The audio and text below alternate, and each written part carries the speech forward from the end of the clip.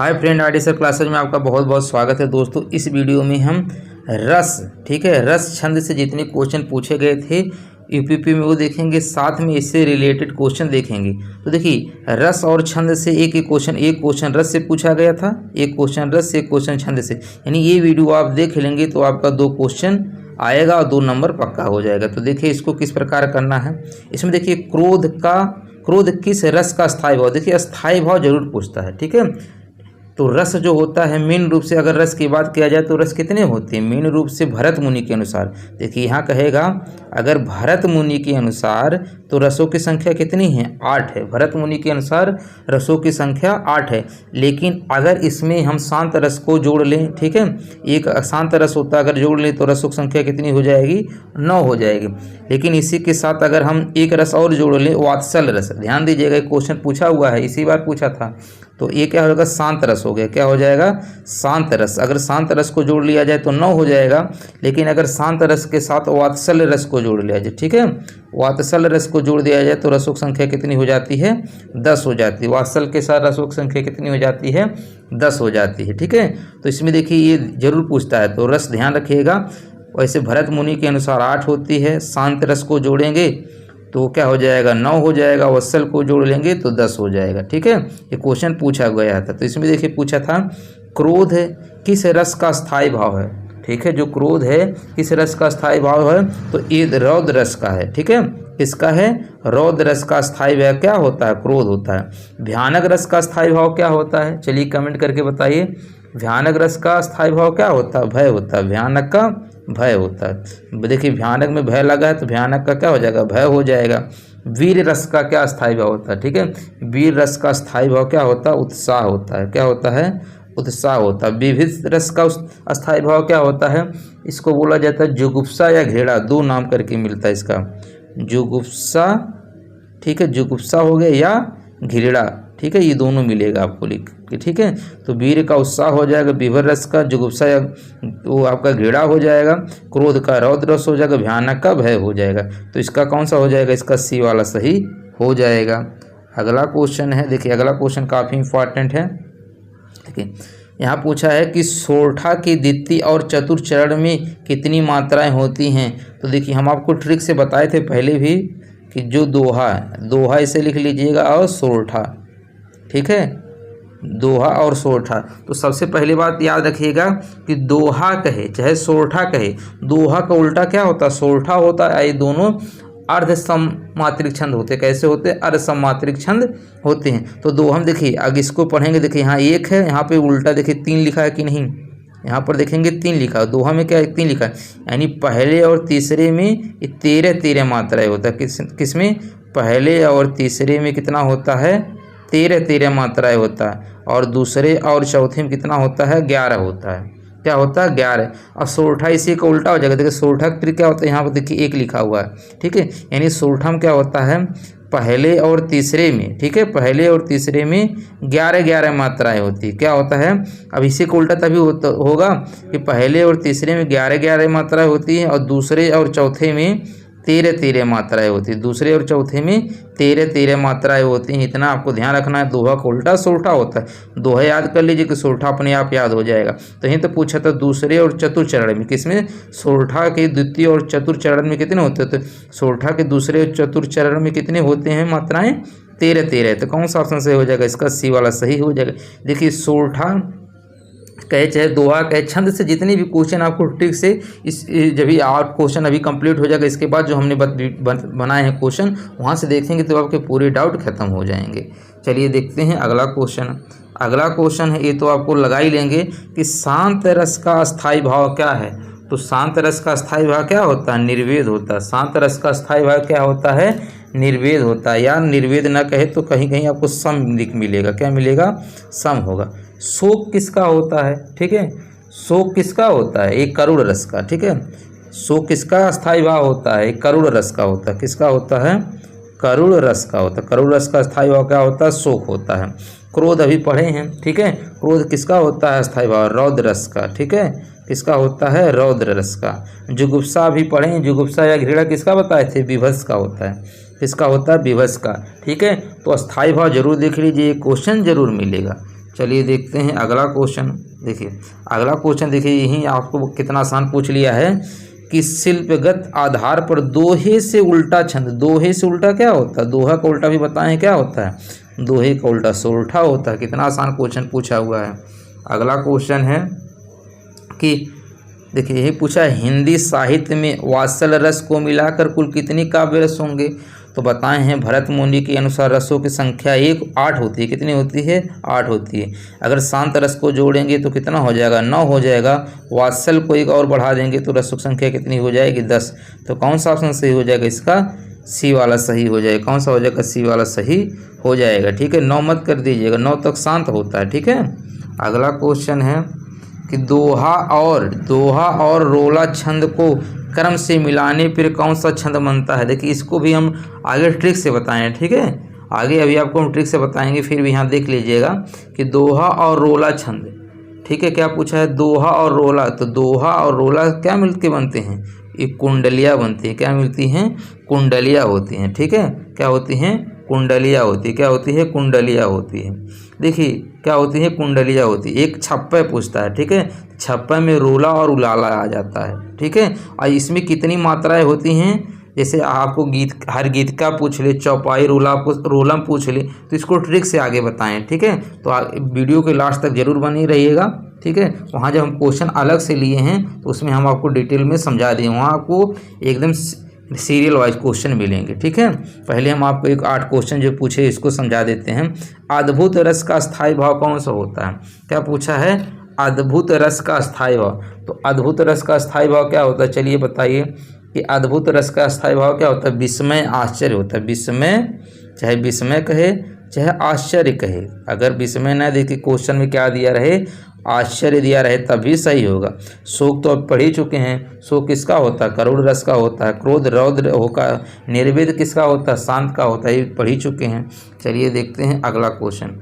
अगला क्वेश्चन है, ठीक है, कि अर्धसम मात्रिक छंद कौन सा। तो अभी आपको बताए हैं पढ़ाते वक्त ही कि जो आपका दोहा होता है सोरठा होता है। ठीक है, दोहा और सोरठा। ठीक है, दोहा होता है और जो सोरठा होता है। ठीक है, दोहा सोरठा और बैरवा उलाला। ठीक है, ये सब क्या होते हैं, अर्धसमात्रिक होते हैं। तो दोहा यहाँ पे आ गया। देखिए जो आपका रोला हो गया, ठीक है, आपका क्या हो गया, यहाँ पर रोला हो गया। क्या हो गया, रोला। रोला के साथ चौपाई हो गया, चौपाई और क्या हो गया इधर, ये दोनों जो होते हैं, ठीक है, ये होते हैं सममात्रिक छंद। ये दोनों क्या हैं, सममात्रिक छंद होते हैं। कुंडलिया जो होता है क्या होता है, कुंडली को बताए ना कि दोहा रोला का मिक्स होता है, ये विषम मात्रिक होता है। कैसा होता है, विषम। इसको याद कैसे करना है, ट्रिक से। अभी आपको जब हम वहाँ से सीरियल क्वेश्चन ले रहे हैं तो वहाँ से आपको मिल जाएगा। ठीक है, तो यहाँ से देखिए ये जो 8 क्वेश्चन पूछे गए थे यहाँ पे आपको हम समझा दिए हैं। देखिए रस और छंद से जो क्वेश्चन पूछे गए हैं, ठीक है, कैसे क्वेश्चन याद करना है ट्रिक से आपको बताए हैं, तो वीडियो को लास्ट तक जरूर देखिएगा। आचार्य भरत ने रसों की संख्या कितनी मानी थी। तो देखिए जो भरत मुनि थे, इनका पूरा नाम था भरत मुनि, इन्होंने रसों की संख्या 8 माना था। कितना माना था, 8 माना था। लेकिन कुछ विद्वान जो थे उस शांत रस को भी रस मान लिए थे। ठीक है, तो उस हिसाब से रसों की कुल संख्या, देखिए रसों की कुल संख्या पूछेगा तो कितना होगा, 9 होगा। लेकिन पूछेगा भरत मुनि के अनुसार रसों की संख्या कितनी है, 8 है। कितनी है, 8 है। और रस होते क्या है, रस का शाब्दिक अर्थ क्या होता है, आनंद होता है। क्या होता है, आनंद होता है। ठीक है, तो काव्य को पढ़ने या सुनने से जिस आनंद की अनुभूति होती है उसे क्या कहते हैं, रस कहते हैं। उसे क्या कहते हैं, रस कहते हैं। अगला क्वेश्चन है, हृदय में मूल रूप से विद्यमान रहने वाले भाव को क्या संज्ञा दी जाती है। ठीक है, पूछा हृदय में मूल रूप से विद्यमान रहने वाले भाव को संज्ञा दी जाती है। तो किसकी संज्ञा दी जाती है, अस्थाई भाव की। किसकी दी जाती है, अस्थाई भाव की। किसकी दी जाती है, अस्थाई भाव की दी जाती है। अगला क्वेश्चन है, देखिए प्रत्येक रस में संचरण करने वाले भाव को क्या कहा जाता है। देखिए संचरण करने वाले भाव को संचारी भाव कहा जाता है। संचरण करने वाले भाव को क्या कहा जाता है, संचारी भाव कहा जाता है। अगला क्वेश्चन है, रस का संबंध किस धातु से माना जाता है।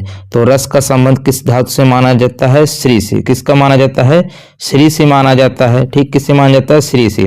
श्री धातु का शाब्दिक अर्थ होता है बहते जाना। इसका शाब्दिक अर्थ क्या होता है, बहते जाना। क्या होता है, बहते जाना होता है। ठीक है, अर्थात जो भाव कविता के साथ बहता रहे उसे क्या कहते हैं, रस कहलाता है। चलिए देखते हैं अगला क्वेश्चन। अगला क्वेश्चन है, देखिए काफी इंपॉर्टेंट है, कई बार पूछा है कि संचारी भावों की संख्या कितनी होती है? 33 होती है। संचारी भावों की संख्या कितनी होती है? 33 होती है। अगला क्वेश्चन है, देखिए पूछा है कि निम्नलिखित प्रश्नों में 4 विकल्पों में से उस सही विकल्प का चयन करें जो बताता है कि संयोग और वियोग किस रस के रूप है। तो देखिए रसों की संख्या 9 होती है, ठीक है, रसों की संख्या 9 होती है, तो इसको ध्यान रखिएगा। इसमें पहला है श्रृंगार रस, ठीक है। तो जो श्रृंगार रस होता है इसमें इसके 2 भाग होते हैं, एक संयोग रस होता है और एक वियोग रस होता है, आपको ध्यान रखना है। इसी श्रृंगार रस को रसराज भी कहा जाता है। क्या कहा जाता है? रसराज कहा जाता है। इसे क्या कहा जाता है? रसराज कहा जाता है। चलिए देखते हैं अगला क्वेश्चन। अब देखिए अगला क्वेश्चन है, श्रृंगार रस का स्थायी भाव क्या है? तो देखिए रस में सबसे ज्यादा ही पूछा जाता है, सबका स्थायी भाव ही पूछता है। तो 9 रस है, 9 रस के जितने हैं अस्थायी भाव याद कर लीजिएगा, यही क्वेश्चन आपसे पूछा जाएगा। तो कह रहा है श्रृंगार रस का रस भाव अस्थायी भाव क्या है? तो श्रृंगार रस का अस्थायी भाव क्या होता है? रति होता है। श्रृंगार रस का अस्थायी भाव क्या होता है? रति होता है। और रति कौन थी? कामदेव की पत्नी थी, ठीक है, जो कामदेव थे इनकी पत्नी थी, ठीक है, कौन? रति। तो श्रृंगार रस का स्थायी भाव क्या होता है? आपका रति होता है। क्या होता है? रति होता है। अगला क्वेश्चन है, देखिए जिन पंक्तियों में नायक नायिका का मिलन होता है वह रस की दृष्टि से कौन सा श्रृंगार होता है? तो जहां नायक नायिका का मिलन होता है वहां पर संयोग होता है। कौन सा रस होता है? वहां पर संयोग श्रृंगार रस होता है, ठीक है, वहां पर संयोग श्रृंगार रस होता है। और जहां पे नायक नायिका बिछड़ती है वहां पर वियोग श्रृंगार रस होता है। तो इसका मिल रही है तो क्या होगा? संयोग रस हो जाएगा। तो कौन सा हो जाएगा? इसका बी वाला सही हो जाएगा। अगला क्वेश्चन है, देखिए जिन पंक्तियों में नायक नायिका के संयोग या वियोग का वर्णन हो, संयोग या वियोग का वर्णन होता है वह रस की दृष्टि से कौन सा रस होता है? वहां पर श्रृंगार रस होता है। कौन सा रस होता है? वहां पर श्रृंगार रस होता है। कौन सा होता है? श्रृंगार रस होता है। अगला क्वेश्चन है, रस का स्थायी भाव कौन सा होता है? तो अभी आपको बताए हैं जितने भी रस है सबका स्थायी भाव जरूर पूछा जाता है। देखिए 2018 में पुलिस वाले में पूछा है, यूपीएसआई में 2021 में पूछा है। तो हास रस का स्थायी भाव क्या होता है? हास होता है। क्या होता है? हास होता है। अभी बताएं श्रृंगार रस का क्या होता है? रति होता है। रति या प्रेम दोनों एक ही होता है। श्रृंगार रस का क्या होता है? रति या प्रेम होता है। और निर्वेद किसका होता है? शांत रस का होता है। किसका होता है? शांत का। देखिए निर्वेद किसका होता है? शांत रस का होता है, ठीक है। शोक किसका होता है? ये करुण रस का होता है। किसका होता है? करुण रस का क्या होता है? शोक होता है, ठीक है। वीर रस का क्या होता है? उत्साह होता है। वीर रस का क्या होता है? उत्साह होता है, ठीक है। इसी तरह आपको ध्यान रखना है रौद्र का क्या होता है? रौद्र रस का क्या होता है? क्रोध होता है। क्या होता है? क्रोध होता है, ठीक है। चलिए देखते हैं अगला क्वेश्चन। अगला क्वेश्चन है कि निम्न में से किस रस का स्थायी भाव शोक है? किसका शोक होता है? तो बताएं अभी करुण रस का। करुण रस का स्थायी भाव क्या होता है? शोक होता है। क्या होता है? शोक होता है। चलिए देखते हैं अगला क्वेश्चन। अगला क्वेश्चन है, देखिए कई बार पूछा है करुण रस का स्थायी भाव होता है। तो करुण रस का स्थायी भाव क्या होता है? अभी बताए हैं क्या होता है? शोक होता है। क्या होता है? शोक होता है। क्या होता है? शोक होता है। रति क्या होता है? श्रृंगार रस का होता है। अभी बताए हैं किसका होता है? इस श्रृंगार रस का स्थायी भाव होता है। निर्वेद शांत का होता है, ठीक है। भय किसका होता है? भयानक का होता है। भयानक रस जो होता है इसका क्या होता है? भय होता है। दोस्तों आपसे रिक्वेस्ट है, यदि चैनल पे नहीं है तो प्लीज चैनल को सब्सक्राइब जरूर कर दीजिएगा। वीडियो आपको अच्छा लगेगा तो लाइक कमेंट करके फीडबैक जरूर दीजिएगा। इसके पहले दोस्तों हमने अलंकार से क्वेश्चन, समास से, संधि से, ये सब संज्ञा सर्वनाम विशेषण से ये सब वीडियो बना के अपलोड कर दिए। यदि ये वीडियो आप नहीं देखें तो प्लेलिस्ट से ये वीडियो जरूर देख लीजिएगा। अगला क्वेश्चन है कि निम्न प्रश्न में 4 विकल्पों में से उस विकल्प का चयन करें जो बताता है कि जहां किसी हानि के कारण शोक भाव उपस्थित होता है वहां किस रस की उपस्थिति होती है, ठीक है। तो शोक भाव की उपस्थिति होता है वहां पे कौन सा रस होगा? अभी बताएं शोक किसका अस्थायी भाव होता है? करुण का, ठीक है। करुण का क्या होता है? शोक होता है। तो कौन सा रस हो जाएगा? करुण रस हो जाएगा।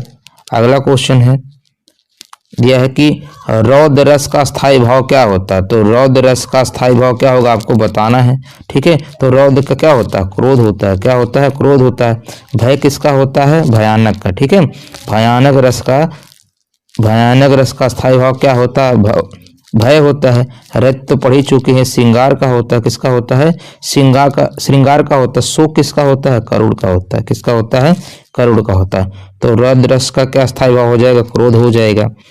अगला क्वेश्चन है, देखिए, क्रोध है किस रस का स्थायी भाव है? तो क्रोध किसका होता है? रौद्र रस का होता है। भयानक रस का क्या स्थायी भाव होता है? भय होता है। वीर रस का स्थायी भाव क्या होता है? उत्साह होता है। क्या होता है? उत्साह होता है। अद्भुत रस किसका होता है? ठीक है, अद्भुत रस का स्थायी भाव क्या होता है? तो अद्भुत रस का क्या होता है? विस्मय होता है। क्या होता है? विस्मय होता है। ठीक है, कि क्या होता है? विस्मय होता है। एक आता है विभत्स होता है। ठीक है, ये देखिए, एक रस होता है विभत्स। ठीक है, अभी ये सब के बारे में क्वेश्चन आएगा। ये क्या होगा? विभत्स रस। ठीक है, जो इसका स्थायी भाव क्या होता है? जुगुप्सा या घृणा होता है। क्या होता है?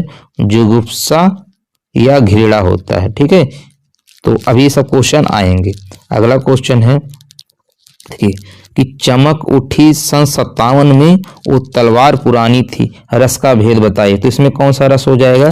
इसमें आपका वीर रस हो जाएगा। कौन सा रस हो जाएगा? इसमें वीर रस हो जाएगा। कौन सा रस हो जाएगा? वीर रस हो जाएगा। अब वीर रस का स्थायी भाव क्या होता है? उत्साह होता है। क्या होता है? उत्साह होता है। क्या होता है? उत्साह होता है। श्रृंगार का जान चुके हैं, कौन होता है? रति होता है। हास्य रस का क्या होता है? हास होता है। क्या होता है? हास होता है। यहाँ पर देखिए भक्ति रस दे दिया है। ठीक है, तो भक्ति रस का क्या होता है? ये अनुराग होता है। भक्ति का क्या होता है? अनुराग होता है। देखिए 9 रस में नहीं आते हैं, ये अलग होते हैं। अगला क्वेश्चन है, देखिए, उत्साह किस रस का स्थायी भाव होता है? तो उत्साह किस रस का स्थायी भाव होता है? तो वीर रस का। ठीक है, उत्साह क्या होगा? वीर रस का स्थायी भाव होता है। किसका होता है? ये वीर रस का होता है। हास रस का क्या होता है? हास होता है। और करुण रस का क्या होता है? अभी बताएं, करुण का क्या होता है? शोक होता है। क्या होता है? शोक। और श्रृंगार का क्या होता है? रति होता है। तो बार बार आप क्वेश्चन लिखेंगे तो आपका अपने आप प्रैक्टिस हो जाएगा। अगला है, वीर रस का स्थायी भाव क्या होता है? तो वीर रस का स्थायी भाव क्या होता है? उत्साह होता है। हास किसका होता है? हास्य का होता है। किसका होता है? हास्य होता है। रथ किसका होता है? श्रृंगार का होता है। क्रोध किसका होता है? रौद्र रस का होता है। ठीक है, चलिए देखते हैं अगला क्वेश्चन। अगला क्वेश्चन है, भयानक रस का स्थायी भाव क्या होता है? भयानक में देखिए भय है, तो भयानक के क्या हो जाएगा? भय हो जाएगा। निर्वेद किसका होता है? शांत का होता है। रति किसका होता है? रति श्रृंगार रस का होता है। शोक किसका होता है? करुण का होता है। ठीक है, किसका होता है? करुण का होता है। अगला क्वेश्चन है, इनमें से विभत रस का स्थायी भाव क्या होता है? अभी बताए हैं विभत रस का स्थायी भाव क्या होता है? जुगुप्सा होता है। क्या होता है? जुगुप्सा होता है। तो कौन सा सही हो जाएगा? इसका बी वाला सही हो जाएगा। देखिए जुगुप्सा या घृणा दोनों एक ही होते हैं। अब इसमें दे दिया है, नहीं तो जो जुगुप्सा होता है इसका घृणा भी इसी को बोलते हैं। तो इसमें फिलहाल आपको क्या लगाना है? जुगुप्सा लगाना। उत्साह किसका होता है? वीर रस का होता है। किसका होता है? वीर रस का। शोक किसका होता है? करुण रस का होता है। किसका होता है? करुण रस का।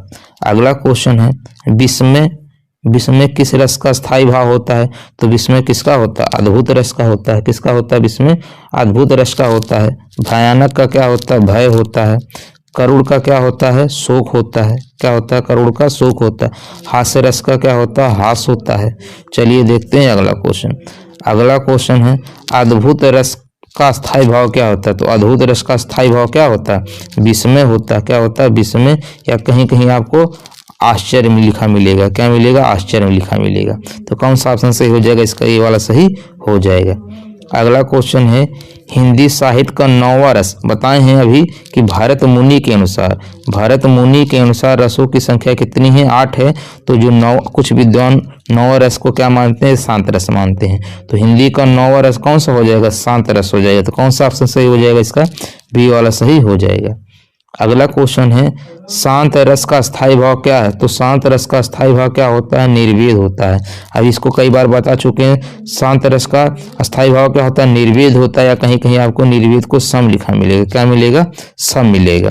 अगला क्वेश्चन है, वात्सल रस का सम्राट किस कवि को माना जाता है? तो वात्सल रस का सम्राट किसको माना जाता है? सूरदास को माना जाता है। किसको माना जाता है? सूरदास को माना जाता है। और क्यों माना जाता है? क्योंकि देखिए सूरदास जी ने अपने काव्य में श्री कृष्ण के बाल लीलाओं के साथ ही माता यशोदा के वात्सल रूपी प्रेम का अद्भुत वर्णन किए थे। इसीलिए सूरदास को क्या माना जाता है? वात्सल रस का सम्राट माना जाता है। ये क्वेश्चन आपको ध्यान रखना है। और सूरदास की रचना कौन है? सूरदास की रचना देखिए क्या होता है? सूर सरावली होता है। क्या होता है? सूर सरावली होता है। ठीक है, देखिए सूर आता है तो सूर सरावली हो जाएगा, सूर सागर हो जाएगा। देखिए सूर सरावली क्या होता है? फिर सूर सागर होता है। अब इनका एक एक्स्ट्रा ध्यान रखना है, साहित्य लहरी। क्या याद रखना है? साहित्य लहरी। देखिए रचना से जितने भी क्वेश्चन इंपॉर्टेंट होते हैं हमने एक वीडियो बना के अपलोड कर दिया है, उसको जरूर देख लीजिएगा। उसमें हम आपको बहुत से रचनाएं ट्रिक्स याद कर बताएं कि ट्रिक्स आप कैसे याद करेंगे। चलिए देखते हैं अगला क्वेश्चन। अगला क्वेश्चन है, इनमें से किसी उज्ज्वल रस या मधुर रस कहा जाता है? किसको कहा जाता है? उज्ज्वल रस या मधुर रस। तो भक्ति रस को कहा जाता है। किसको कहा जाता है? भक्ति रस को कहा जाता है। अब पूछे रसराज किसे कहा जाता है? रसराज। ठीक है, तो रसराज किसको कहते हैं? श्रृंगार रस को कहते हैं। अब देखिए अगला है कि मेरे तो गिरधर गोपाल दूसरे ना कोई, जाके सिर मोर मुकुट मेरो पति सोई। आपको बताना है इसमें कौन सा रस होगा। तो इसमें कौन सा रस हो जाएगा? श्रृंगार रस। इसमें कौन सा रस है? श्रृंगार रस है। अगला क्वेश्चन है, निस दिन बरसत नैन हमारे। ठीक है, क्या है? निस दिन बरसत नैन हमारे। इसमें किस प्रकार का रस है? इसमें वियोग श्रृंगार रस है। कौन सा? वियोग श्रृंगार रस है। अगला क्वेश्चन है, अखिया हरि दर्शन की भूखी, कैसे रहे रूप रस राची, ए बतिया सुन सखी। उपयुक्त पंक्तियों में कौन सा रस है? तो इसमें कौन सा रस है? आपका वियोग श्रृंगार रस है। कौन सा? वियोग श्रृंगार रस है। अगला क्वेश्चन है, देख सुदामा की दीन दशा, करुणा करके करुणानिधि रोए। तो देखिए करुणा करके करुणानिधि रोए तो कौन सा हो जाएगा? इसमें करुण रस हो जाएगा। कौन सा हो जाएगा? करुण रस हो जाएगा। अगला क्वेश्चन है, हे खग हे मृग मधुकर श्रेणी, तुम देखी सीता मृगनयनी। तो देखिए जब सीता जी राम जी से बिछड़ जाती हैं तो ये लाइन कौन बोलते हैं? श्री राम की, हे खग हे मृग मधुकर श्रेणी, तुम देखी सीता मृगनयनी। तो यहाँ पर क्या हो जाएगा? वियोग श्रृंगार रस हो जाएगा। कौन सा हो जाएगा? वियोग श्रृंगार रस हो जाएगा। अगला क्वेश्चन है, देखिए पूछा है कि किस रस को रस राज कहा जाता है? किसको कहा जाता है? श्रृंगार रस को। श्रृंगार रस को क्या कहा जाता है? रसराज कहा जाता है। देखिए दोस्तों अब यहाँ से आपका शुरू हो जाता है छंद। क्या शुरू हो जाता है? छंद हो जाता है। छंद से भी क्वेश्चन आएंगे। तो देखिए छंद आपको जान लेना कि दो प्रकार के होते हैं, एक वर्डिक छंद होते हैं, ठीक है, एक वर्डिक छंद होते हैं, मात्रिक छंद होते हैं। तो आपके सिलेबस में सिर्फ मात्रिक छंद है। ठीक है, क्या है? मात्रिक छंद है। तो मात्रिक छंद भी 3 प्रकार के होते हैं। देखिए इसमें है जहाँ छंद में सभी 4 चरण समान होते हैं, सभी 4 चरण क्या होते? समान होते, उसे क्या कहा जाता है? उसे सममात्रिक छंद कहा जाता है। क्या कहा जाता है? उसको सममात्रिक छंद कहा जाता है। ठीक है, उसको क्या कहा जाता है? सममात्रिक छंद कहा जाता है। देखिए इसमें जो 4 चरण होंगे, 4 चरण होंगे, चारों में मात्राओं की संख्या क्या होगी? समान होगी। अब इसकी उदाहरण आपको ध्यान रखना है। देखिए सबसे पहले इसका फेमस उदाहरण है चौपाई। ठीक है, क्या ध्यान रखना है? चौपाई। तो चौपाई में कितनी मात्राएं होती है? 16 मात्राएं। कभी कभी सीधे क्वेश्चन पूछता है कि आपको इसमें छंद दे देगा, पूछेगा उसमें कितनी मात्राएं होती है। तो चौपाई में कितनी होती है? 16 मात्राएं होती है। कितनी होती हैं? 16 मात्राएं होती हैं।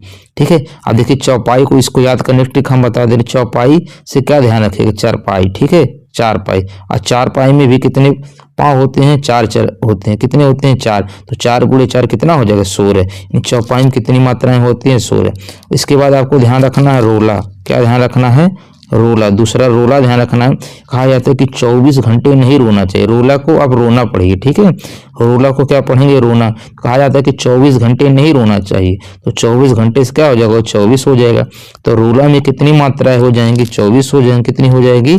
24 हो जाएंगे। इसके बाद कहते हैं कि रोना नहीं चाहिए, क्या करना चाहिए? गीत गाना चाहिए। तो क्या हो जाएगा? रोना नहीं चाहिए, गीत गाना चाहिए। तो क्या हो जाएगा? गीतिका हो जाएगा। क्या हो जाएगा? गीतिका हो जाएगा। अब इसमें 2 बढ़ा दे, 24 से क्या हो जाएगा? 26 हो जाएगा। यानी गीतिका में कितना हो जाएगा? 26 हो जाएगा। अब गीत गाना चाहिए, किसका गाना चाहिए? हरि का गीत गाना चाहिए। तो क्या हो जाएगा? हरि गीतिका हो जाएगा। क्या हो जाएगा? हरि गीतिका। तो इसमें 2 और बढ़ा दे, 26 से कितना हो जाएगा? 28 हो जाएगा। तो अब चौपाई में 16, रोला में 24, यानी 24 घंटे नहीं रोना चाहिए। क्या करना चाहिए? गीत गाना चाहिए। तो गीत में 2 और बढ़ा देंगे तो गीतिका में 26 हो जाएगा। किसके गाना चाहिए? हरि का गीत गाना चाहिए। तो 2 और बढ़ा देंगे, कितना हो जाएगा? 28। यानी हरि गीतिका में कितनी मात्राएं हो जाएंगी? 28 मात्राएं हो जाएंगी। इसमें और आपको ध्यान रखना है कि वीर या आल्हा, वीर या आल्हा में पूछ लेगा कितनी मात्राएं होती है, तो इसमें 31 मात्राएं होती हैं। तो देखिए ये सब किसके उदाहरण थे, सममात्रिक छंद के थे। देखिए अब यहाँ पर ये भी समझ लीजिए, देखिए जो छंद होता है अभी बताएं क्या क्या होता है, सममात्रिक छंद होता है, दूसरा होता है अर्धमात्रिक छंद होता है यानी अर्ध सममात्रिक छंद इसको कहते हैं, और तीसरा होता है विषम मात्रिक छंद। तो अर्धमात्रिक छंद का उदाहरण आप समझ लीजिए, इसमें कौन कौन से आता है, दोहा आता है। क्या आता है, दोहा आता है। अब देखिए दोहा कैसे याद करेंगे, देखिए दोहा कैसे लिख रहे हैं, देखिए दो हाँ ऐसे लिख रहे हैं, देखिए एक बन रहा है, ये 3 बन रहा है, तो यानी पहले तीसरे में ध्यान रखिएगा कि पहले तीसरे में कितना मात्रा होती है, 13। देखिए 1 बन रहा है और ये उल्टा आपका क्या बन रहा है, 3 बन रहा है। तो पहले और तीसरे में क्या, देखिए पहले और तीसरे में क्या होती है, 13 मात्राएं होती है, और दूसरे और चौथे में कितनी मात्राएं होती हैं, 11 होती है। कितनी होती हैं, 11। अब दोहा का उल्टा क्या होता है, सोरठा होता है। ठीक है, क्या होता है, दोहा का उल्टा सोरठा। तो ये किसके उदाहरण होते हैं, अर्धमात्रिक छंद के होते हैं। कौन कौन, दोहा और सोरठा। ठीक है, कौन कौन होते हैं, दोहा और सोरठा होते हैं। इसी में आपको एक ध्यान रखना है, उलाला आता है। क्या आता है, उलाला आता है। ठीक है, क्या आता है, उलाला आता है। उलाला में कितनी मात्राएं होती हैं, इसमें विषम में 15 मात्राएं होती है, यानी पहले और तीसरे में कितनी मात्राएं होती हैं, 15 मात्राएं होती है। सब में यानी दूसरे और चौथे में कितनी मात्राएं होती हैं, 13 मात्राएं होती हैं। अब देखिए विषम मात्रिक छंद, विषम मात्रिक छंद, इसमें 2 आपको ध्यान रखना है। एक आपको ध्यान रखना है कुंडलिया, क्या ध्यान रखना है, कुंडलिया। ठीक है, और दूसरा आपको ध्यान रखना है छप्पे। तो ये पूछता है ये किस किस का योग होता है। ठीक है, तो क्या होता है, अब विषम मात्रिक में देखिए चारों चरण में इसमें जो छंद होंगे, मात्राएं होंगी, क्या होंगी, चारों अलग अलग होती हैं। ठीक है, तो ये विषम मात्रिक छंद हो जाएगा। इसमें आपको ऐसे पूछेगा कुंडलिया, कुंडलिया किस 2 छंद का योग होता है। ठीक है, तो किन 2 छंद से मिलकर बना है, तो कुंडलियों में ध्यान रखना है, एक दोहा होता है। ठीक है, और दूसरा क्या होता है, रोला होता है। अब इसको याद कैसे करेंगे, देखिए कुंडलिया, ये क्या होता है, कुंडल। कुंडल देखिए कान में पहना जाता है। किसमें कुंडल पहना जाता है, कान में। और कुंडल कान कितने होते हैं, 2 होते हैं, तो कुंडल भी कितने हो जाएंगे, 2। तो कुंडलिया से ध्यान रखिए, कुंडल कितने होते हैं, 2, और 2 से क्या हो जाएगा, दोहा हो जाएगा। और कुंडल पहन के रोना नहीं चाहिए, रोना से क्या हो जाएगा, रोला हो जाएगा। ठीक है, तो कुंडलिया क्या हो जाएगा, दोहा और रोला हो जाएगा। ऐसे सीधे सीधे पूछेगा कुंडलिया किनका योग होता है, तो दोहा और रोला का होता है। तो कुंडलिया से ध्यान रखिए, कुंडल 2 होते हैं, 2 से दोहा हो जाएगा। कुंडल पहन के रोना नहीं चाहिए, रोना से क्या हो जाएगा, रोला हो जाएगा। इसी तरह देखिए छप्पे, अब छप्पे में देखिए 2 पै आते हैं, देखिए आधा पै और पै। तो इसमें देखिए ये क्या होता है, छप्पे में रोला होता है। क्या होता है, रोला होता है, और दूसरा उलाला होता है। क्या होता है, उलाला होता है।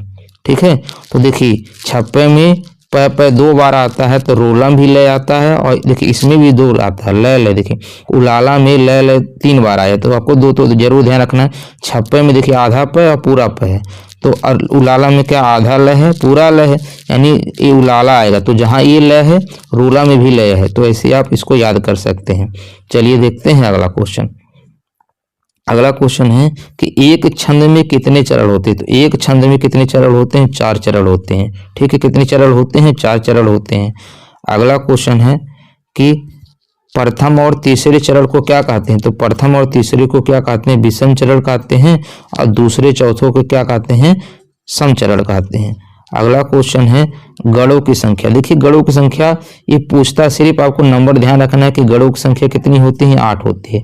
गणों की संख्या कितनी होती है, 8 होती है। कितनी होती है, 8 होती हैं। देखिए सिर्फ आपको ध्यान रखना 8 होती है, क्रम। ठीक है, क्रम याद रखना है। और देखिए इसको हम बता दे रहे हैं, वैसे याद करने की जरूरत नहीं है। यगड़ होता है, ठीक है, क्या होता है, यगड़ होता है, फिर मगड़ होता है। ठीक है, क्या होता है, यगड़ होता है, मगड़ होता है, तगड़, रगड़, जगड़, भगड़, नगड़ और सगड़ होता है। बस ऐसे 8 याद लिख लीजिए, ये आपको याद करने की जरूरत नहीं, बस इतना ध्यान रखिएगा कि गणों की संख्या कितनी होती है, याद 8 होती है। ठीक है, अगला क्वेश्चन है, पूछा है कि शिल्पगत आधार पर दोहे से उल्टा, तो अभी बताएं दोहे से उल्टा क्या होता है, सोरठा होता है। दोहे से उल्टा क्या होता है, सोरठा होता है। अगला क्वेश्चन है किस छंद के प्रत्येक चरण में 16 मात्राएं होती है, तो अभी 4 गुणी 4 का बताए थे, चौपाया। ठीक है, यानी चौपाई हो जाएगी, 4 पैसे बताए थे ना, चौपाई हो जाएगा। तो किसमें होती है, 16 मात्राएं चौपाई में होती हैं।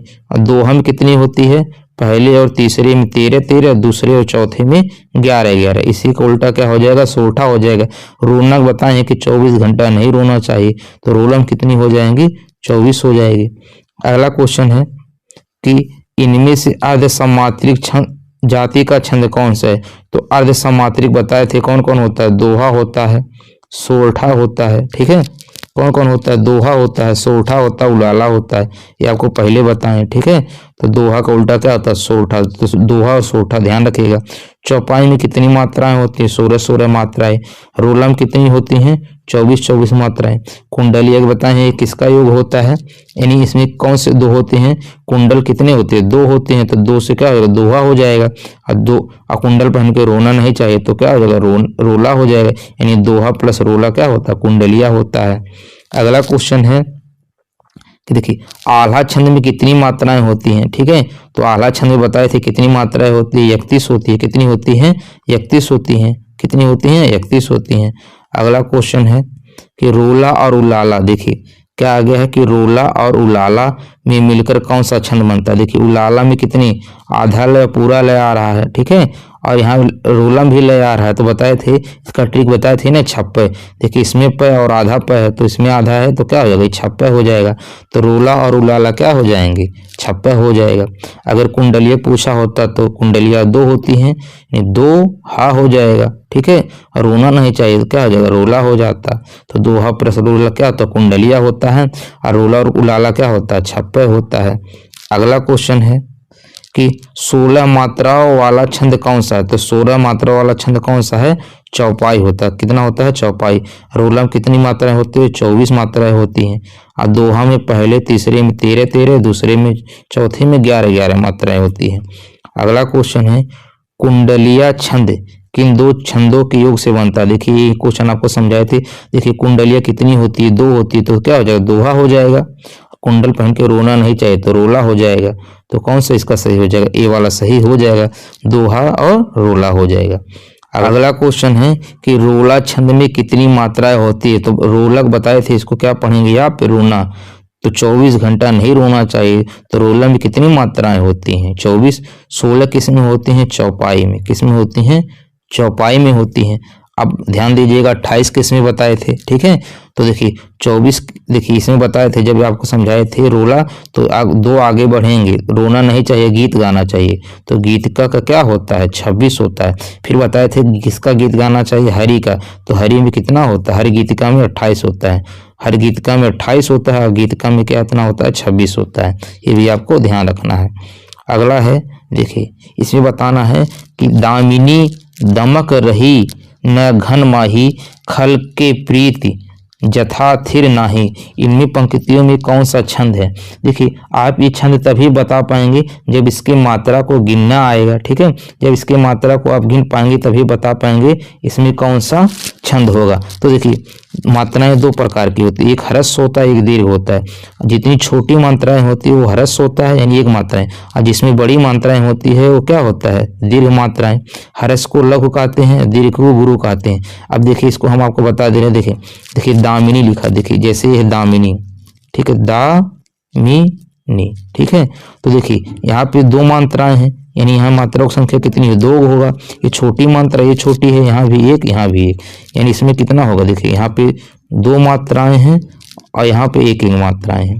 दमक में 1, मैं में 1 है, क में 2 हो जाएंगे। रह में भी 2 हैं, न में भी 1 है, घन में भी 1 है। अब माही में देखिए माँ पे बड़ी मात्रा है, माँ, इसमें 2 हैं, और ही इधर वाला मात्रा बड़ी होता है, तो इसमें भी 2 मात्राएं हैं। तो देखिए मात्राएं कितनी है, 2 3 4 5 6 7 8 9 10 11 12, और 12 2 14 2 16, यानी इसमें 16 मात्राएं होगी। तो देखिए 16 मात्राएं जिसमें आता है वो क्या होता है, चौपाई होता है। क्या होता है, चौपाई। और आगे गिनना तो गिन लीजिए। खल में कितनी मात्राएं होंगी, खल में देखिए 1 होगा। कै में देखिए, कै में आय है, तो इसमें भी 2 मात्राएं होंगी, ठीक है। प्रीति में देखिए बड़ी है और एक छोटी है, तो ऐसे हो जाएगा, ठीक है। जथा में 1 होगा, और क्या होगा, था है, तो 2 मात्राएं हो जाएगी। थिर में 1 और 1 होगा, 1 और 1 होगा। नाही में 2, और ही में भी कितना होगा, 2 होगा, दो मात्रा ऐसे बनाना है, ठीक है। तो गिन लीजिएगा, ठीक है। 2 2 4 2 6 1 7 8 8 2 10 11 12 12 4 16, यानी इसमें भी 16 आ रहा है। तो कौन सा मात्रा होगा इसमें, कौन सा छंद होगा, चौपाई होगा। अगला क्वेश्चन है कि दोहा के प्रथम चरण में कितनी मात्राएं होती है। तो दोहा के प्रथम चरण में कितनी मात्राएं होती हैं, 13 बताएं। तो देखिए दोहा ऐसे लिख लेना है, ठीक है। तो देखिए 1 है और 1 3 है, तो यानी पहले और तीसरे में 13 13 मात्राएं होती हैं। तो यही तो पूछा प्रथम चरण में कितनी होती है, 13 13, और दूसरे चौथे में कितना होता है, 16 16। यही हम सोठा भी समझा देते, इसको उल्टा होता है। देखिए सोठा ऐसे लिख लीजिए, सोरठा, ठीक है। तो देखिए ये कितना है, 1 है, ये भी कितना है, 1 की तरह दिखाई दे रहा है कि नहीं। यानी पहले और तीसरे में 11 11 मात्राएं होती हैं, और दूसरे और चौथे में 13 13 मात्राएं होंगी सोरठा में। अगला क्वेश्चन है, देखिए अगला है, जो मात्रिक सम छंद है प्रत्येक चरण में 16 मात्राएं होती है, उसको क्या बोलते हैं, चौपाई बोलते हैं। देखिए कितनी बार पूछा है, ठीक है। रोल हम बता दिए, इसमें 24 मात्राएं होती हैं। दोहा में कितनी होती है, पहले तीसरे में 13 13, दूसरे चौथे में 11 11, सोरठा में जैसे इसका उल्टा होता है। अगला क्वेश्चन है, हर गीतिका छंद में कितनी मात्राएं होती हैं। तो बताए हैं हर गीतिका में कितना होगा, 28 होगा, गीतिका में 26 होगा, रोला में 24 होगा। अगला क्वेश्चन है, देखिए अगला क्वेश्चन है और ये लास्ट क्वेश्चन है, कुंडलिया छंद में कितने चरण होते हैं। आपको ये ध्यान रखना है, जो कुंडलिया छंद होता है, देखिए छंद में वैसे 4 चरण होते हैं, लेकिन जो कुंडलिया होता है इसमें 6 चरण होते हैं। कितने होते हैं, 6 चरण होते हैं। कितने होते हैं, 6 चरण होते हैं। तो कुंडलिया विषम मात्रिक छंद होता है। कैसा होता है, विषम मात्रिक होता है। ये भी बताए थे, आपको समझाए हैं। ये क्या होता है, विषम मात्रिक छंद होता है। और ये किसका योग होता है, यानी किस दो छंद के मिलकर बना होता है, बताए थे ना। कुंडलिया क्या होगा, दोहा प्लस के रोला, ठीक है, दोहा प्लस के रोला होता है, ठीक है। तो इस छंद के प्रथम चरण की रचना दोहे में, ठीक है, प्रथम चरण की रचना क्या होती है, दोहे में होती है, और अंतिम चरण की रचना किस में होती है, रोला में होती है। आपको ध्यान रखना, इसमें 6 चरण होते हैं। तो दोस्तों उम्मीद कर रहे हैं रस और छंद से आपको क्वेश्चन समझ में आ गए होंगे। दोस्तों ये चैनल पे न्यू है तो प्लीज़ चैनल को सब्सक्राइब जरूर कर दीजिएगा। वीडियो आपको अच्छा लगा होगा तो लाइक कमेंट करके फीडबैक जरूर दीजिएगा।